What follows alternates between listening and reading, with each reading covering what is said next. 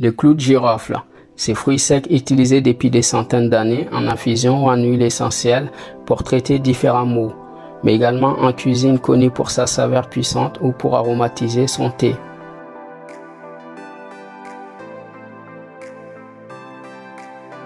Qu'est-ce que c'est le clou de girofle? L'arbre du clou de girofle, appelé le giroflier, est un arbre tropical originaire d'Indonésie.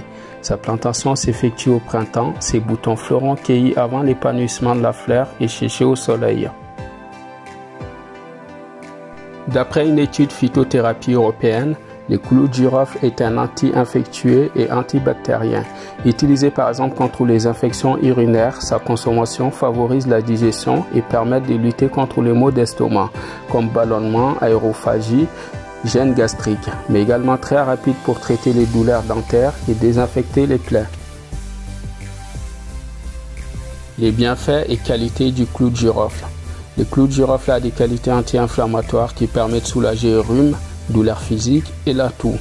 Vu comme une alternative à l'aspirine, redonne de l'énergie, lutte contre la fatigue et c'est également un antidépresseur.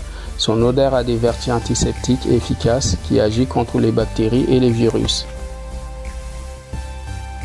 Utilisation simple du clou de girofle en cas de rhume ou d'angine. Mettez 5 clous de girofle dans un verre d'eau bouillante et laissez infuser 10 minutes. Mélangez avec du miel avant de consommer. Vous pouvez utiliser cette méthode une semaine au maximum. Précautions d'usage en cas d'utilisation du clou de girofle. À éviter dans les cas de personnes sujettes à l'hypertension, problèmes hépatiques, les femmes enceintes ou les enfants de moins de 15 ans. N'utilisez pas son huile dans les bains tout simplement car elle ne s'édulue pas.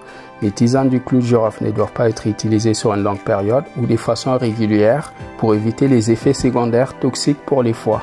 En effet, en cas de surdosage peut provoquer des réactions allergiques comme la sensation de brûlure ou vomissement.